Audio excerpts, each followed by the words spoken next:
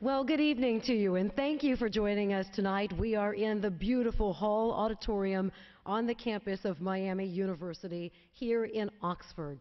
Tonight, WLWT and Miami are bringing you the third and final debate in the U.S. Senate race between incumbent Democratic Senator Sherrod Brown and challenger Republican Congressman Jim Renacci. Questions for this debate are going to be coming from our panelists tonight. Some of them will be familiar faces to you this evening. We have WLWT News anchors Ashley Kirkland and Curtis Fuller joining us tonight, along with Miami University Chair and Professor of Justice and Community Studies, Dr. John Foran. Thank you all for being here. Each candidate is going to have 90 seconds to answer our questions, and the original respondent will then have a final 30 seconds as a rebuttal. We're going to begin tonight, though, by giving our audience a chance to welcome our candidates tonight with a warm applause. Thank you all so much for spending your Friday night with us.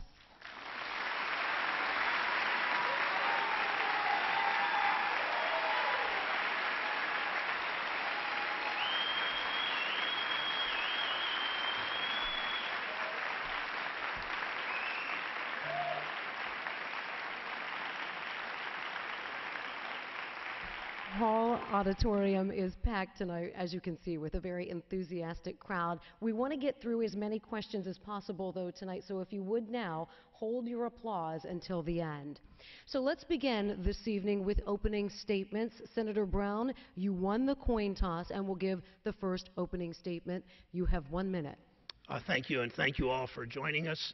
700 plus strong on the campus of Miami University, one of Ohio's great institutions of higher learning, serving this state and this country and this community for more than 200 years. Good news this week, President Trump 2 days ago signed Senator Portman's and my opioid legislation.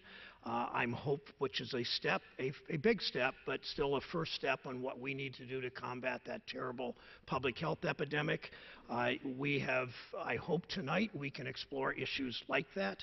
There are divisions in our nation. I'm hopeful tonight we can begin to heal some of those divisions. We've seen what's happened around the country with the bombs this week. I'm hopeful tonight will be a first step to unite us. Thank you. Congressman Renacci, your opening statements. You have 60 seconds. Thank you, and I want to thank Channel 5 and Miami University for holding this debate. I want to thank my wife of 35 years and my family for being here, and I want to thank Sherrod Brown for participating. Look, tonight you're going to hear from two different people with two different visions and two different backgrounds. I came from a blue-collar union family. My father was a railroad worker. My mother was a nurse. They taught me that anything was possible in this great country, and at the age of 24, I started my first business, employed over 3,000 people over 3 decades, and created over 1,500 jobs. My opponent, Sherrod Brown, was the son of a doctor, went to a Ivy League school, and when he graduated, he went right into politics. And he's been in politics for almost 5 decades now, creating only one job for himself. Our visions, we're going to see, are different tonight. My vision will always be to make Ohio first. What you're going to find is my opponent's vision is to make Washington first. Let's get right to the question and answer portion of our debate here this evening. And I think we can all agree that the package bombs targeting high-profile Democrats is deplorable, criminal. However, like it or not, this has become a political issue, with high-ranking Democrats blaming President Trump for hate speech, and the president and Republicans blaming the mainstream media as well as fake news. So my question to you tonight is, do you think it's appropriate to use a criminal act for political gain? Senator Brown, you have 90 seconds. First, thank you. And I neglected in my opening to thank my wife, Connie Schultz, who is here, and my brother, Bob, who is sitting with Connie. First of all, the police work on this was phenomenal, as was the work of postal workers and others who handled these bombs and did it safely. I applaud them. There are too many divisions in this country. I didn't plan this, of course. This mug was left on the stage for our water. I'm drinking directly out of the bottle, but this was the U.S. District Court naturalization ceremony held on one of Miami's regional campuses. It's a quote from Ronald Reagan. This ceremony was just held a month ago. The quote from President Reagan: "More than any other country, our strength comes from our own immigrant heritage and our capacity to welcome those from other lands." Think about President Reagan. Think what President Bush did the day after, I believe it was the day after September 11th, or within a week he went to a mosque.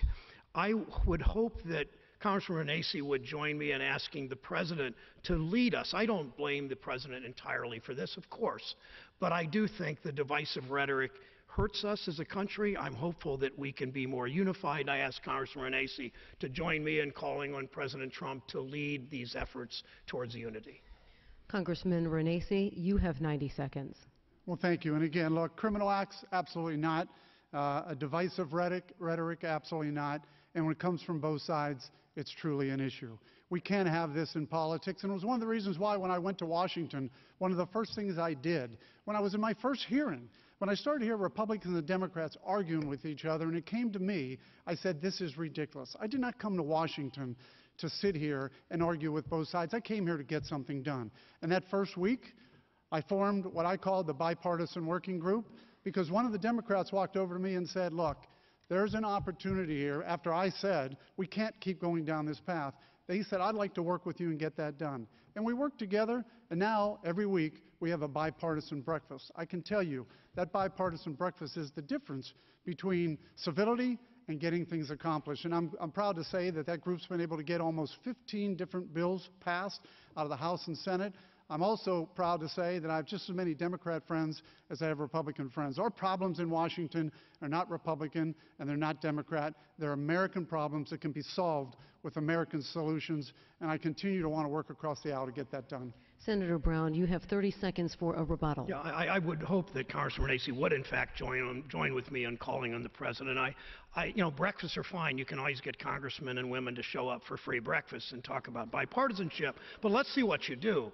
And this debate will show all the efforts when I've teamed up with Senator Portman, when I've teamed up with Senator Capito, a Republican from south of here, or Senator Todd Young on steel issues, a Republican just 10 miles west of here, or Senator McConnell or Senator Paul just south of here. But the fact is, this is more these are bombs. These are attempted murder. These are attempted assassination. The divisive comments coming from too many people in politics, calling people's names, shouting, lock her up at rallies. I wish we could tone it down. I wish the President would lead to help Congressman Renacci and me do this. Thank you. John Foran, you have the next question. All right, thank you. I would like to ask both of you a question about Medicare. The trustees of Medicare recently announced that the Medicare Hospital Insurance Trust Fund, which funds Part A of Medicare, will run dry basically in 2026, which is 3 years earlier than had been projected just last year. And polls tell us that lots of Americans are worried about health care generally and worried about Medicare specifically in some cases. So first, Congressman Renacci, can you explain your plan for addressing this funding problem in Medicare? For instance, do you support changes in eligibility requirements or perhaps higher taxes, or what is your approach to that?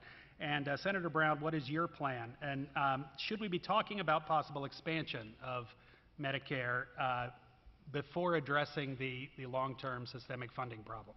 So,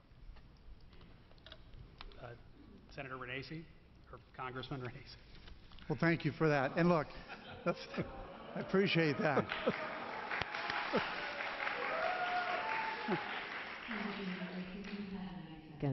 Thank you. Well, look, the first thing we need to do, and I would ask Senator Brown to join me in this, is to take the $716 billion that was taken from Medicare and put over into the Affordable Care Act and put that back to Medicare. That will help make Medicare solvent in a longer term. The other thing we need to do when it comes to entitlements is let's look at entitlements and say, well, here's a couple things we can do. Number one, those that are retired or near retirement, we have to protect those benefits. Number two, when it comes to any of the issues to fix entitlements, we need to make sure, and especially Medicare, everything's on the table. And number three, we got to quit this political rhetoric that you're going to hear from Senator Brown, where he'll say, Renacci wants to do this and Republicans want to do this. We need to quit scaring. We need to absolutely quit scaring the seniors. And I would also say that if it was up to Senator Brown, we would have Medicare for all. He's talked about that. He supports it. He's voted for a single pay. He actually tried to amend the Affordable Care Act for a single payer plan. $32 trillion is what that would cost. $32 trillion. In the end, that would mean we double our taxes and move forward. Look, I'm going to continue to work to make sure that these benefits like Medicare are not only around for those today that are in retirement age or getting close, but they're there for the future as well. We need to make sure that we're working for our Ohioans. I'm always going to work to make sure Ohio's first versus my opponent who believes Washington should be first.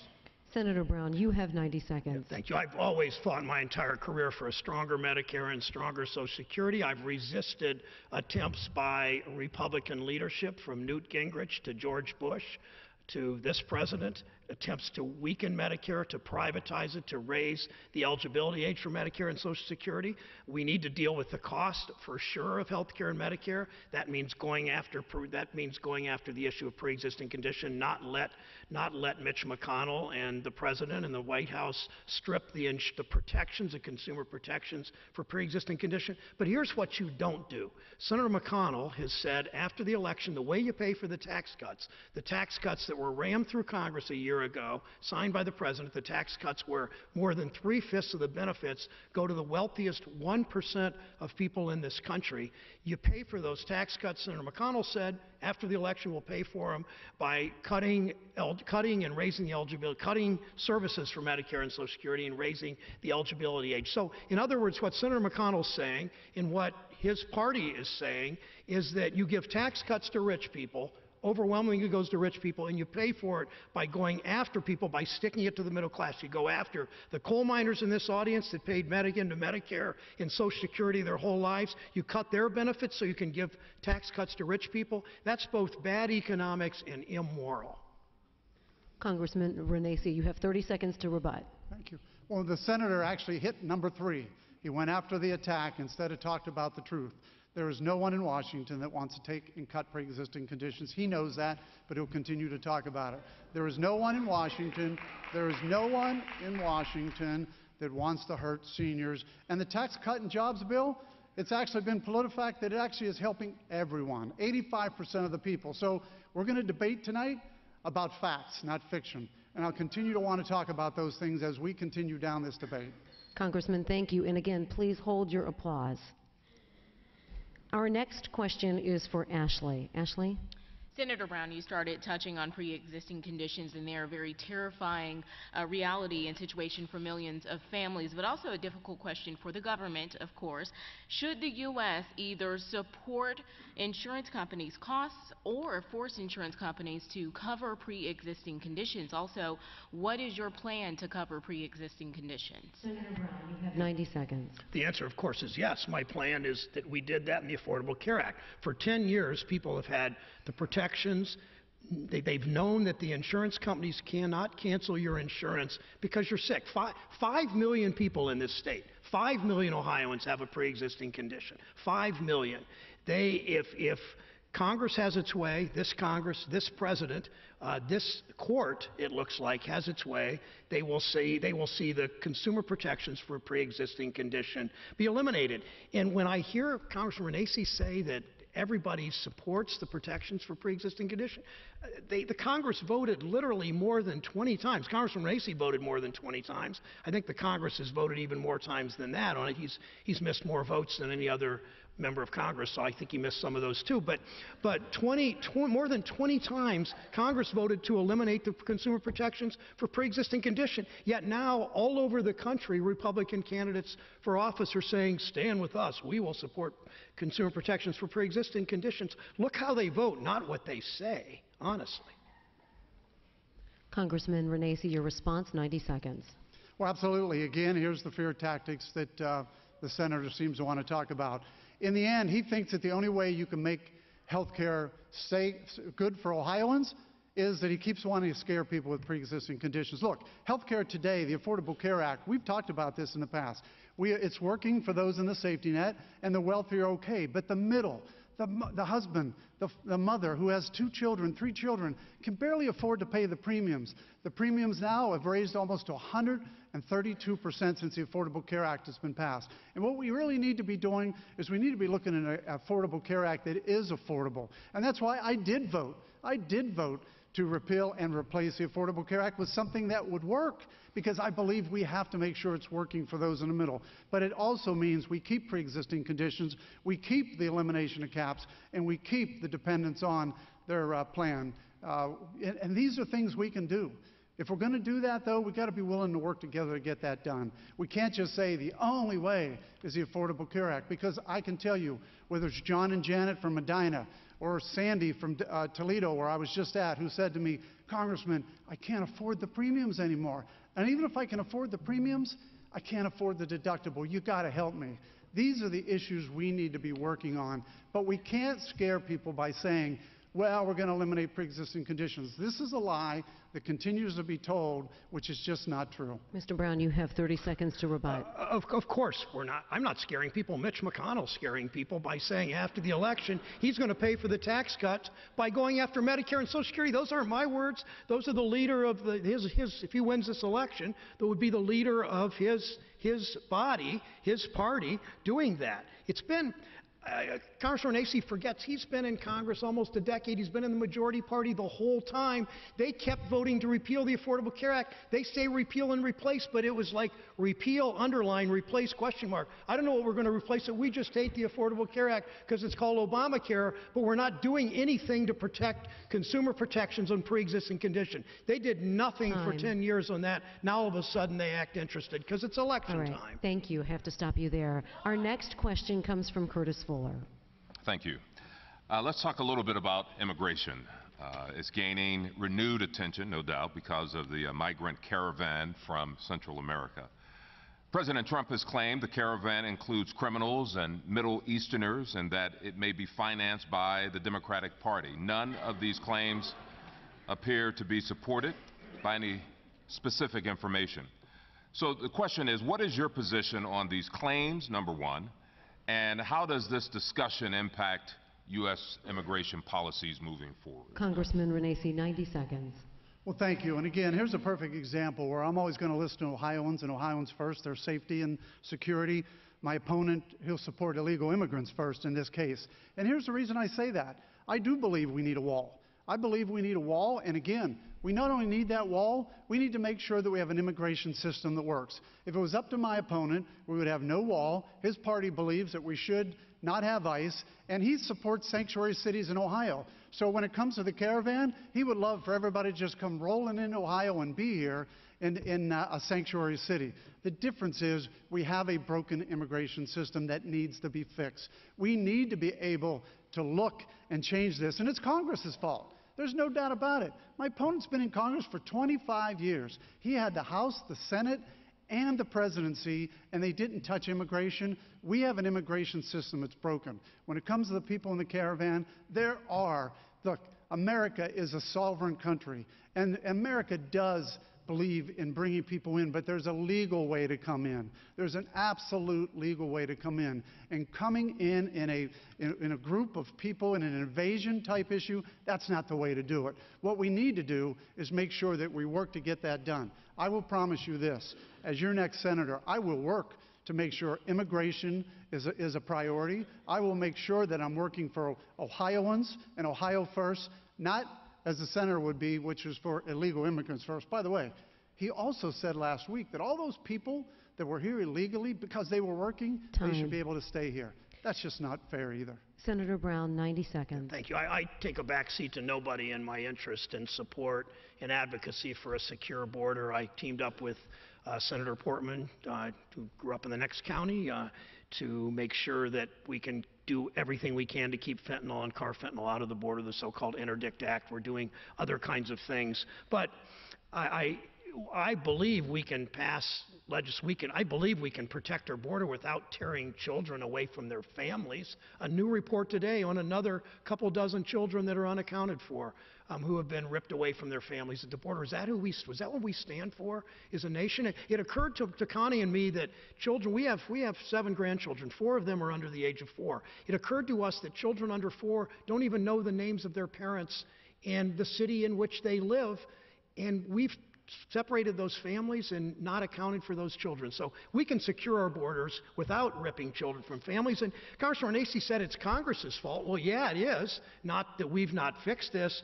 The Senate 4 years ago, passed a bipartisan bill good, strong bipartisan bill. Senator Portman, I believe, voted for him, not positive. I did. Got 70-some votes in the Senate, more or less. We passed that bipartisan bill, turned it to the House, and all they wanted to do was demagogue it. A Republican majority in the House would not pass an immigration bill that was bipartisan, that would have been a path to citizenship, make them earn it. Those 13 million people who are here undocumented would have secured even more strongly the border, would have done all the things that we all talk about and around which in this country there is consensus. Mr. Renacci, 30 seconds to rebut. Thank you. Well, Senator Brown, if you take a back seat to no one, I want to know who's driving that car, because it's definitely not Ohioans, and it may even be illegal immigrants. Look, the senator keeps talking about his work with Senator Portman. It's amazing, because Senator Portman supports me and is actually supporting me in this election. So I'm glad to see that he continues to want to talk about Senator Portman. I get it. It's an election year. But in the end, we should be talking about immigration that works. We should be talking about an immigration system that works. And we should be talking not about sanctuary cities and not about no borders and not about eliminating ICE. We should be talking about Ohio values. I will always put Ohioans first, and Ohio first, not Washington first. Next question. We all watched the recent drama over the confirmation of Justice Brett Kavanaugh, as he was accused of committing a sexual assault as a teenager, but no charges were ever filed and no police were ever involved. Do you think that it's fair to discredit someone publicly when no arrests were made and no charges were ever filed? Senator Brown, you have 90 seconds. I met with Judge Kavanaugh prior to the confirmation hearings before Dr. Ford testified, and I believe Dr. Ford. I want to make that clear. I met with Judge Kavanaugh. I talked to him. I looked at his record. I made a decision prior to the hearings to oppose him because he clearly in his career and in his writings, even though we could get little information about him because the White House and the Senate leadership blocked most of the documentation of his career, it was clear that he put a thumb on the scale throughout his career. He's put a thumb on the scales of justice, supporting corporations over workers, supporting Wall Street over consumers, supporting health insurance companies over individual American patients who have pre-existing conditions. So it was an easy choice for me to be no. I thought he didn't have the temperament and demeanor in those hearings. I said I believe Dr. Ford.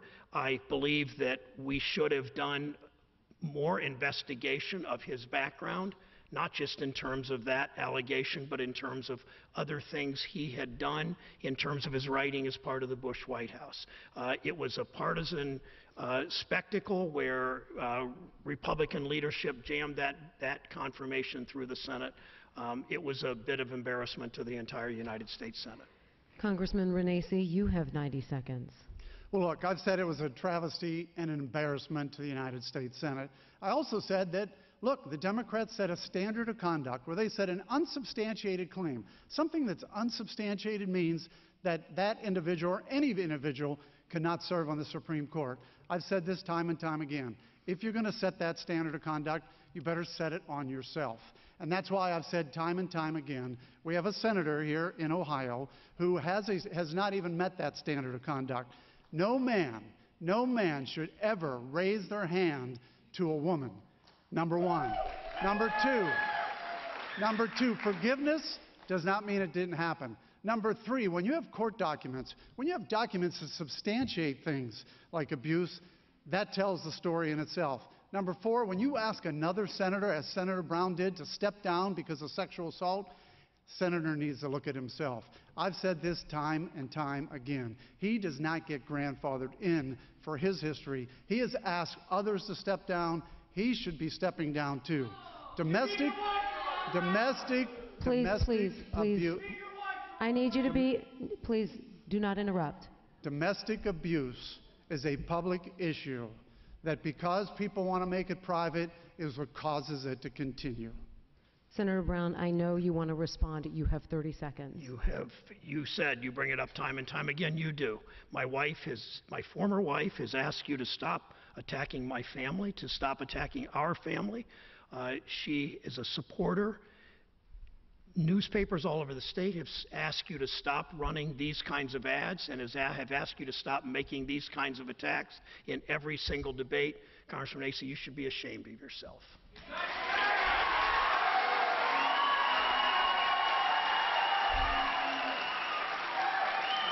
Okay. Let's all take a breath. Let's all take a breath here. Okay. We're going to have to ask people to leave if you're not going to remain silent, please. Let's take a breath here. We're going to switch topics now, and our next question comes from Dr. Foran. John? All right, thank you. I would like to ask about the budget deficit at the federal level and taxes, basically. So the budget deficit for the fiscal year that just ended, September 30th, came in at $779 billion, which was a 17% increase over the previous year. And that happened in a period of time in the wake of a tax cut where the economy was doing quite well overall, and federal spending actually declined slightly as a percentage of the economy, or as a share of the economy. So that would ordinarily be a time where one would expect smaller deficits rather than larger deficits. So given that context, I would ask both of you, basically, what do we do ultimately? What's our strategy for addressing this problem, given that the Congressional Budget Office, among others, has projected trillion-dollar deficits as basically as far as the eye can see? Mr. Renacci, you have 90 seconds. Well, thank you. And again, I sit on the Budget Committee. I sit on the Ways and Means Committee. We've analyzed this, and here's where we see. When you look at our budget deficits, what you see is that they've been going for years and years and years. And the biggest problem is demographics. And then as soon as we start talking about that, we can fix it. What you're going to hear the senators say is, oh, it's the tax cuts. Look, the tax cuts, the CBO director came in front of the Budget Committee and said, you know what the issue is here? And I asked him specifically. He said the issue is demographics. The tax cuts are actually driving our economy forward. We had 4.3% growth today. We have reported 3.5% growth. If you go back to the late 90s, you're going to find the reason why we had budget surpluses is not because of what people did in Congress. In fact, they budgeted and spent more than they budgeted. The big difference was they had growth in the economy, 6.2%, 6.1%, 5.7%. Look, I believe we need to continue to work very hard, knowing that the Tax Cut and Jobs Bill and what it's doing for Ohioans and how it's growing the economy, that represents, as the senator will say, it's a big number. It's 15%. The truth of it is 85% of our deficits are demographics. And what we need to do is have people that aren't career politicians like my opponent, who has been in Washington way too long, worried about the next election instead of next generation, realizing that we have to make sure, number one, we protect those entitlements, and we protect those that are retirement age or near retirement age, but at the same time we realize we have to change and make sure that those entitlements are around for the future, and we have to be willing to look at everything and quit saying, you know, the things that are trying to scare these people, especially seniors. Nobody's going to take seniors' benefits away from them. What we need to do is make sure that those benefits are available for those 30 and 40-year-olds when they become seniors too. Senator Brown, you have 90 seconds. Thank you. My entire career has been devoted to how do you grow the economy by cutting taxes for the middle class, because you grow the economy from the middle out, not tax cuts that trickle down and supposedly help people in Ohio and around the country. 3/4 of this tax cut goes to the richest 1%. We all know that. But here's what happened. I went to the White House with a dozen senators. I presented 2 bills to the President of the United States. One was the Patriot Corporation Act, which says if companies do the right thing, pay their workers well, do their production in the United States, they get a lower tax rate. In addition, I presented the Working Families Tax Relief Act, which focuses on tax cuts for the middle class. I handed the bills to the president. He said he liked them. Then the meeting started in the majority leader's office, in Mitch McConnell's office, in Paul Ryan's office on the House side. The meeting started, and this turned into a 3/4 of all the tax breaks went to the wealthiest 1%. But you know what? People that Congressman Renacci went to Congress to help. The billionaires and the millionaires, that's who this tax bill was written for. And maybe it's no surprise. I mean, Congressman Renacci, as well known around the state, Congressman Renacci had $13 million in income that he failed to report that he wasn't going to pay taxes on, claiming a loss. And the Ohio Tax Commissioner went after him, made him pay interest and pay a lot of taxes on that $13 million. So I understand why he wants tax cuts for the rich, because he benefits, but my country doesn't benefit on those kinds of tax cuts. Congressman Renacci, 30 seconds. Well, maybe a senator needs to pay attention, because WT actually said that his statement that he just talked about me and taxes was absolutely false. and he needs to start paying attention. But that's okay. I understand he's going to continue to have those false statements. Let's really look at the issue here. He can continue to talk about, by the way, he also said, my entire career has been, well, guess what? He's failed, because his entire career, he's added about $17 trillion to the debt. So if we're going to fix things, we need to be able to work together. It's about growth. It's about working with this president. It's about making sure our economy's growing, good jobs are available. I'm going to continue to work to make Ohio first. He's going to continue to work to make Washington first. Ashley has a question directed first at Senator Brown. All right, so we seem to have two distinct ideas about job creation, and a corporate first plan with tax cuts in hopes of spurring growth in the economy, and a worker first plan with higher wages in hopes of overall economic growth. Okay, I know that those are two simplified versions of both the same idea, so please walk us through your plan for job growth and economic job creation and economic growth. Senator Brown, you have 90 seconds. I mentioned, I'll give a little more detail. I mentioned I approached the president with the Working Families Tax Relief Act. It would have expanded earned income tax credit. It would have expanded child tax credit. It would have meant that people that get up every day and work hard, people making $20,000, $30,000, $40,000, $50,000 a year, would have had several $1,000s more in their pockets in a refundable tax credit. That's what grows the economy, because those are people that go out and spend the money. Obviously, they don't put it in a Swiss bank account. The other bill was the Patriot Corporation Act. It's simple. It says if a company pays good wages, if it provides decent health care and retirement benefits, and it does its production in the United States of America, that corporation gets a lower tax rate. That's not the way Congress chose to do it. That's why, even though corporate profits are up, and they are, the stock market's up, although not so clear. It's lost most of its gains over the last 10 or 12 months, but corporate profits are up, executive compensation has exploded, productivity's gone up, but workers' wages are flat. And I measure the economy on how workers are doing in our state, how middle-class workers, is our economy growing that way. Then, to make it even worse, on this tax cut that for the wealthy that Mitch McConnell rammed through the Senate and that Congressman Renacci says he was an architect of, Mitch McConnell has said he's going to go after middle-income people after the election to pay for the budget deficit that the professor asked about. To pay for that huge explosion in the deficit, you go after middle-class people who have paid into Social Security and Medicare their whole lives. That's just wrong. Time. Thank you. Mr. Renacci, 90 seconds. Well, thank you. And again, the senator says he knows how to grow the economy. He's been around for 25 years, and look at how the economy is growing in the last 21 months. The answer is pretty simple. I was a business guy. I understand these regulations. There's not a regulation that Senator Brown doesn't love. The problem is the regulatory climate is overburdensome and the tax code was outdated. And what we had to do is we had to change that. And we're seeing the growth.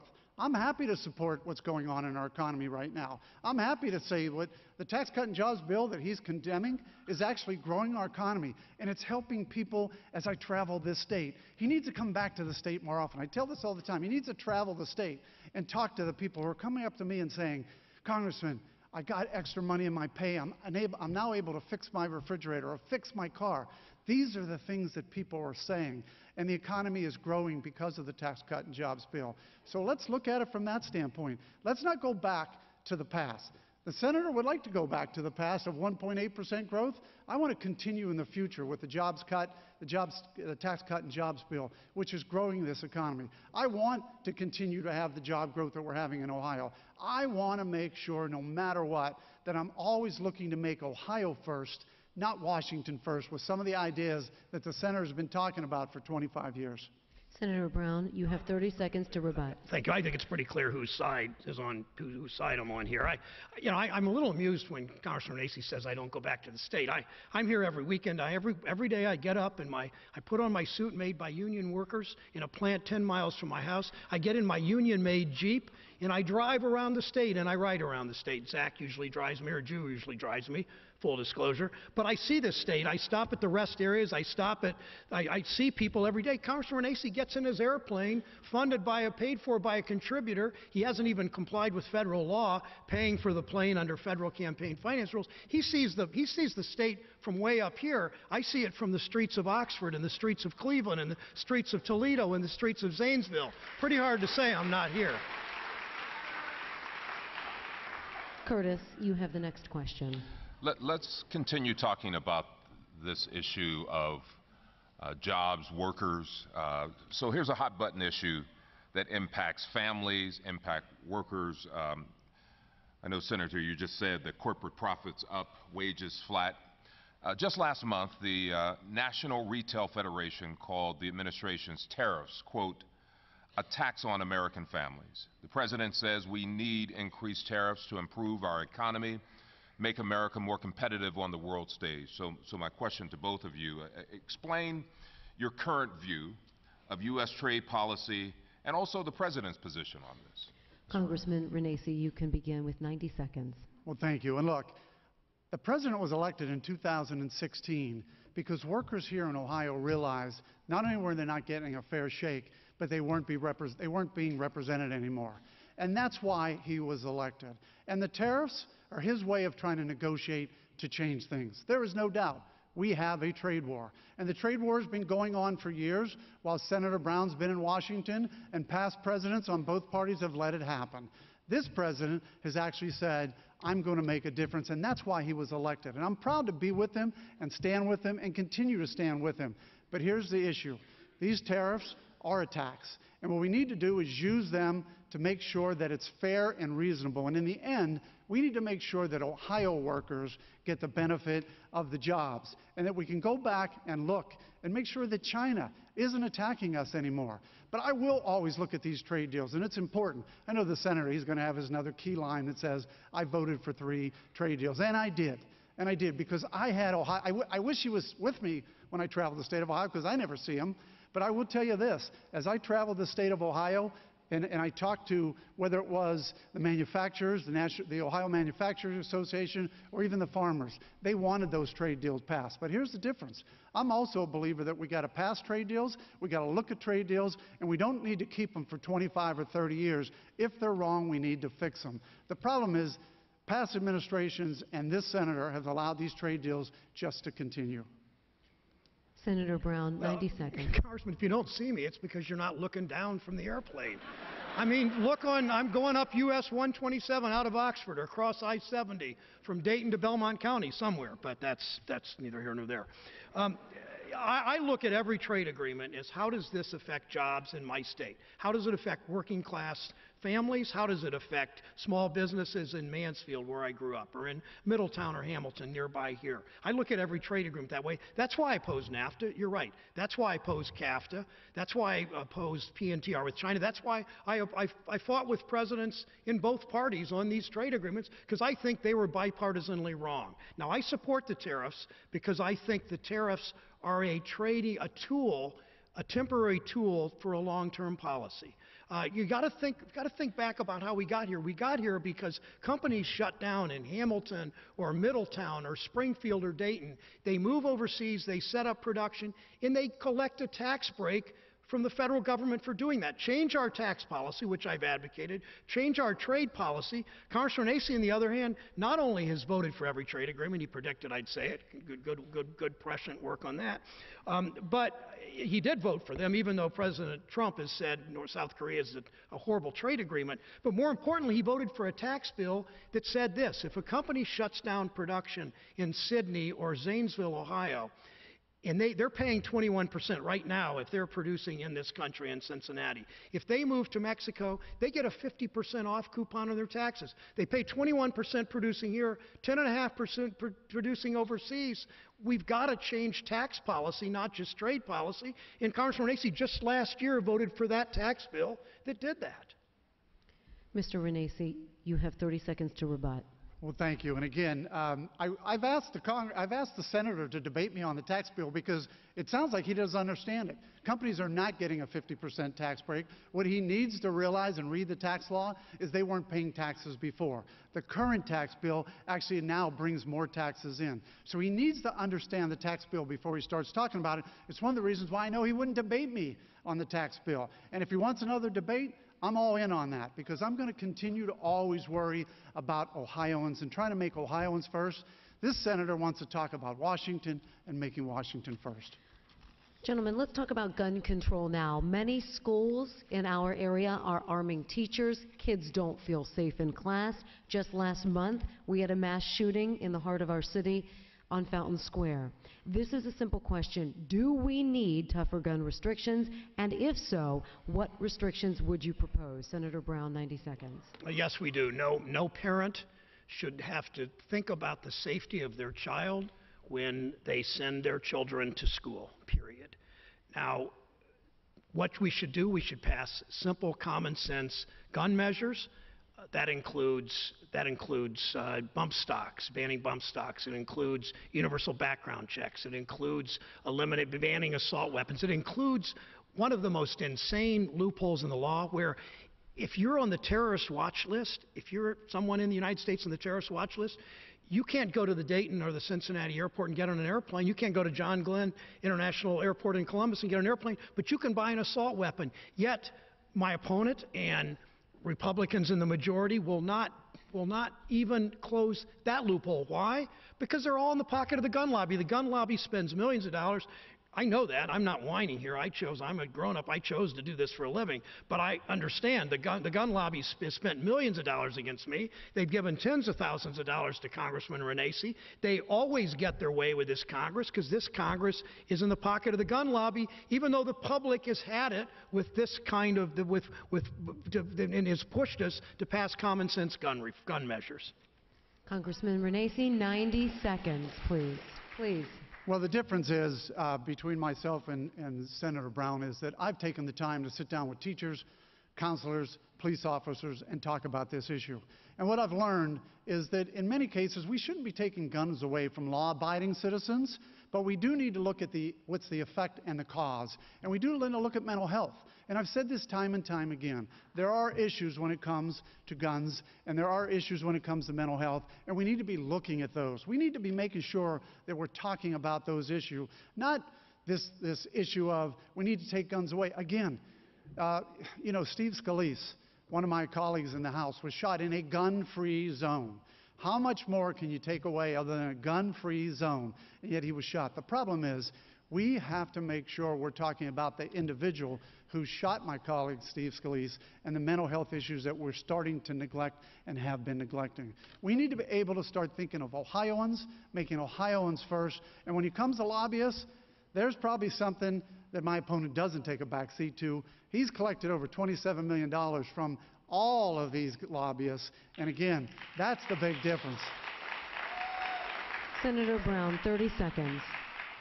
Yeah, there's two things you can always predict will happen after another awful mass shooting in our schools. You can predict Republicans to say, my thoughts and prayers are with the families, and they are, and mine are too, and you can predict that they will say, it's all about mental health.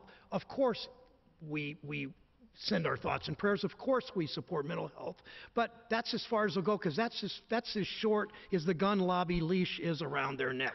The fact is that this same crowd that says we've got to do something about mental health voted 20 times to cut back on Governor Kasich's expansion of Medicaid. That's why Richard Cordray is so important in this governor's race, because he's going to keep the Medicaid expansion that apparently Attorney General DeWine and Congressman Renacci want to take away. Thank you.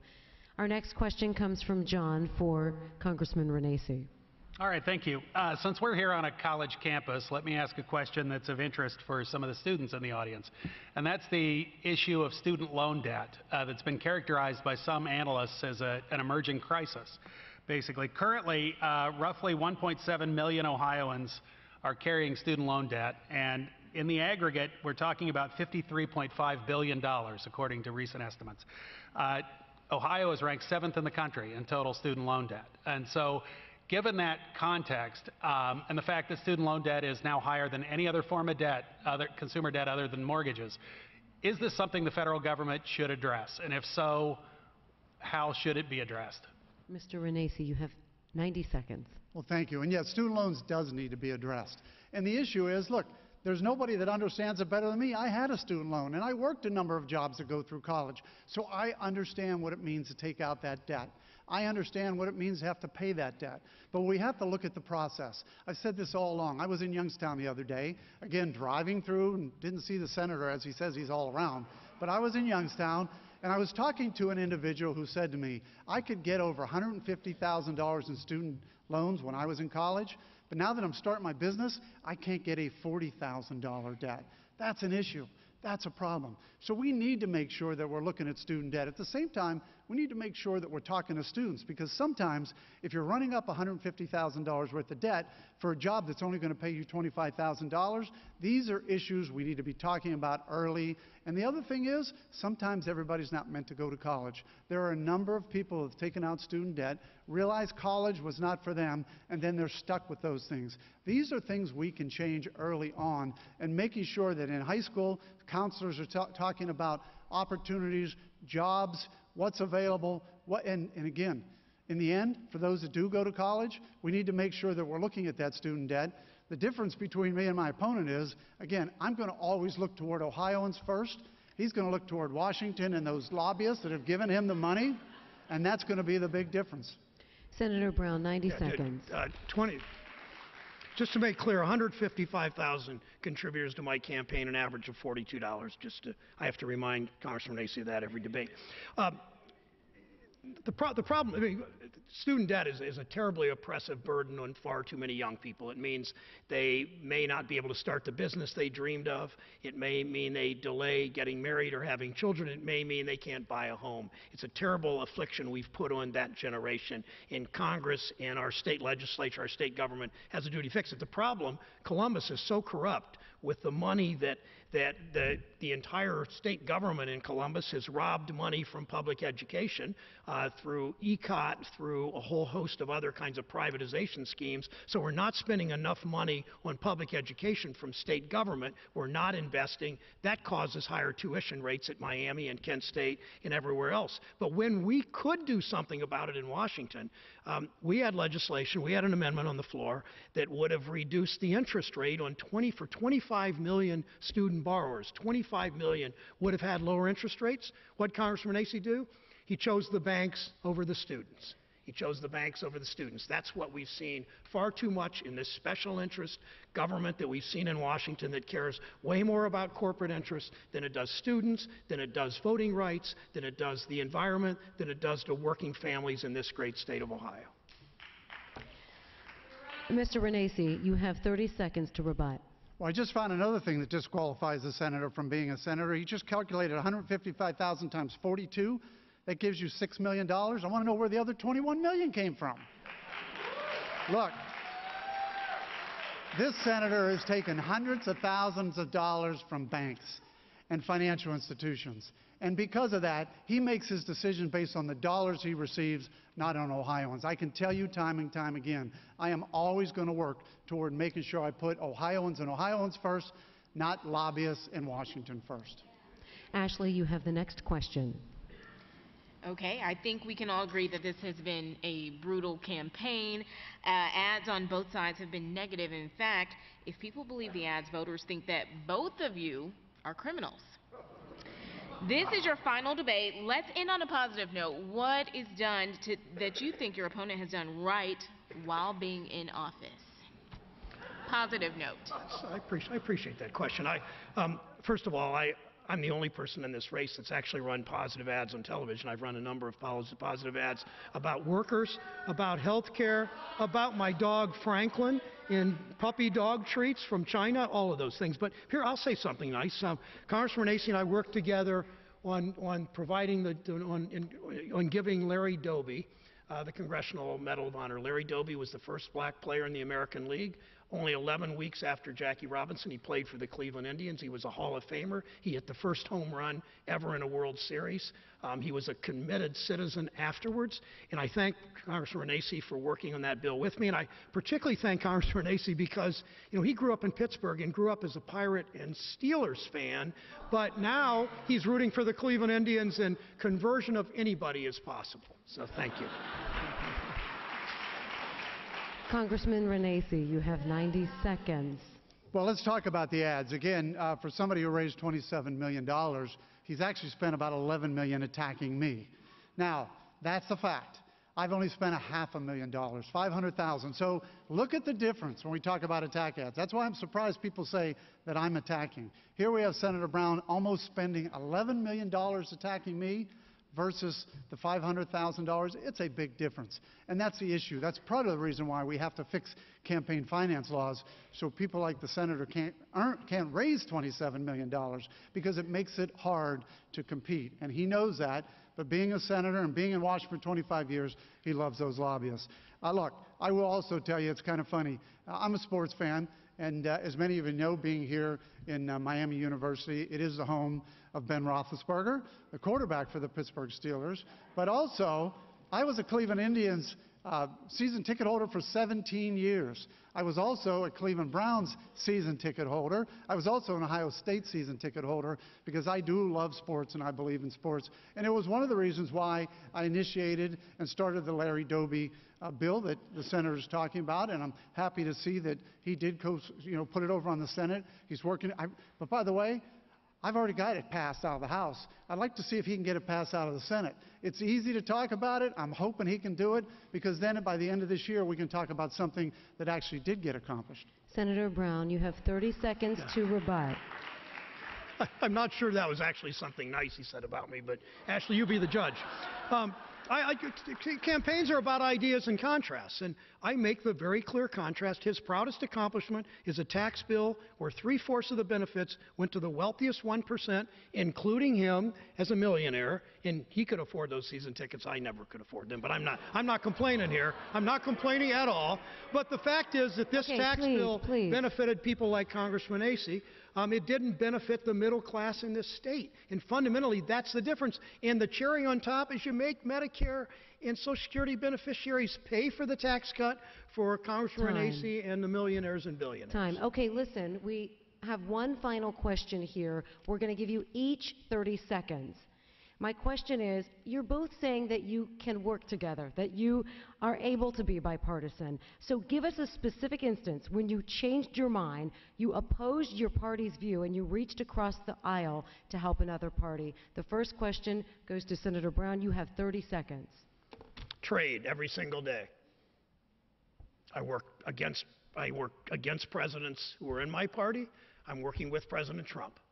I don't exactly agree the way he's done it, but I'm publicly supporting the tariffs. I went to the floor of the Senate and stopped a bill that would have undercut his ability to move forward on those tariffs against intense Republican and Democratic opposition to my position.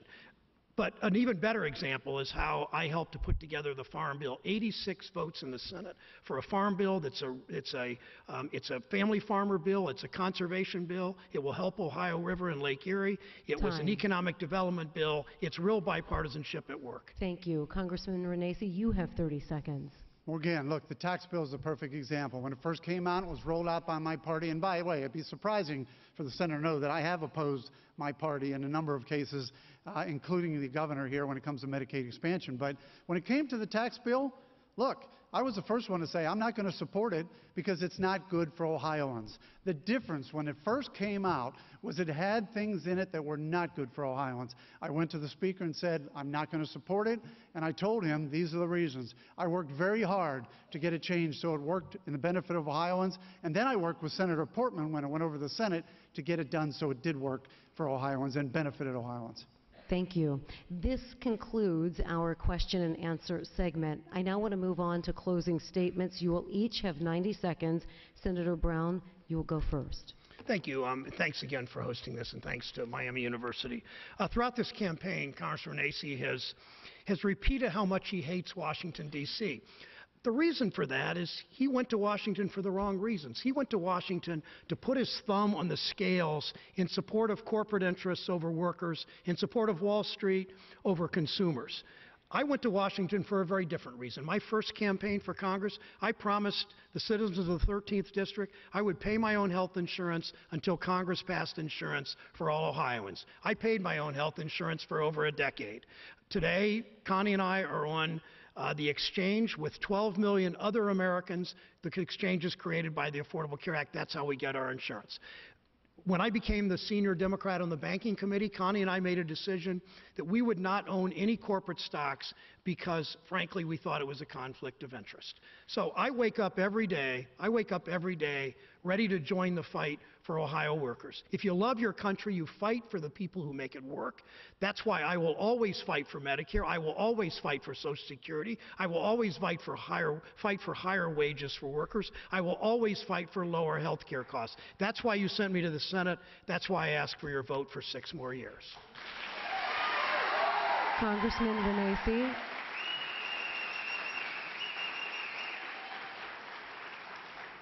Congressman Renacci, you have 90 seconds. Thank you. Well, look, in 1997, there was a congressman who said that he realizes, and he supports the people of Ohio, who said the biggest problem in Ohio is biggest problem in Washington is people get elected, they go to Washington, they spend 20 to 30 years, and they forget about the people that elected them. That congressman was Congressman Sherrod Brown.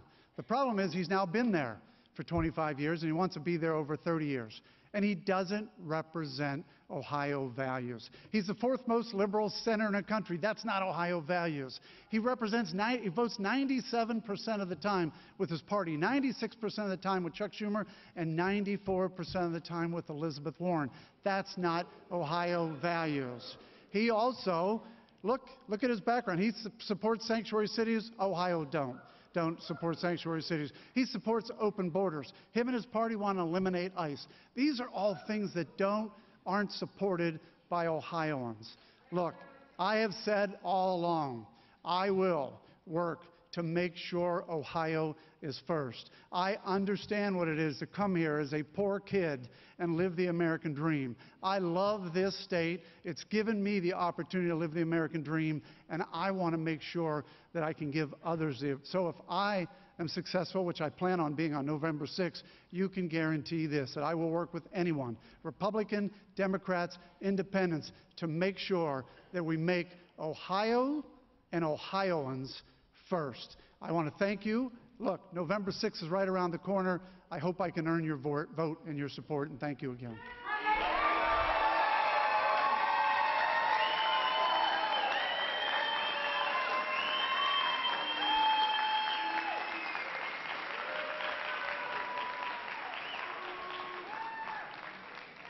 That concludes a very spirited debate and a very enthusiastic audience that we've had here tonight. Thank you. 1 second.